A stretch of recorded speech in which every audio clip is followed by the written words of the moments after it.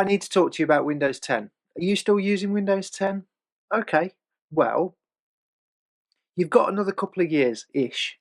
So Microsoft have announced that Windows 10 is likely to go end of life in October 2025.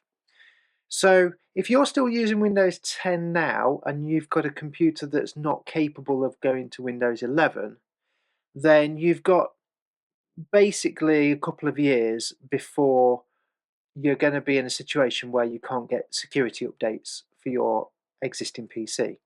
So you can either replace your computer between now and then, and if you're going to do that, then sooner rather than later would be great because Windows 11 is pretty good, really. So there's not really any reason not to go to Windows 11.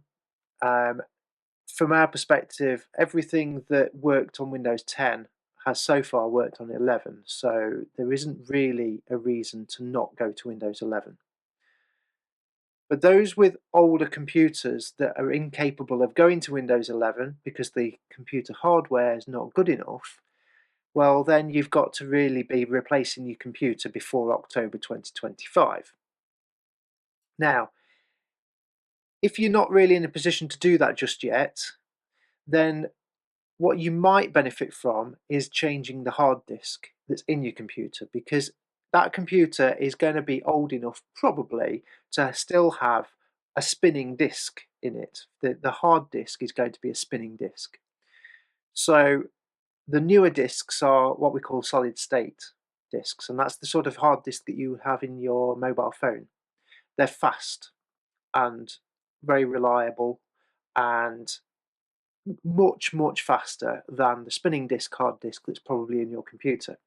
So you would get a significant gain by replacing the hard disk that's in your computer with a solid state disk. Now, if you're going to do that at some point, then you may as well do that quite quickly, because you've only got just over 2 years before you're going to have to replace that computer anyway. So if you're going to replace the hard disk, then you want to make some good use of it, don't you? So if you replace the hard disk now, that would be a good thing. You're going to get a nice fast computer, and I mean, it will make a massive difference to your computer. If you've got a spinning disk, hard disk, and then you change it for a solid state disk, you will notice a difference. It's massive. So it will give you some extra life in a computer. If you think it's slow, changing the disk to a solid state disk will make it faster. So that would be a good option. But if you are in a position to replace your computer, then start thinking about it, budget for it, because you're going to be forced into it by October 25.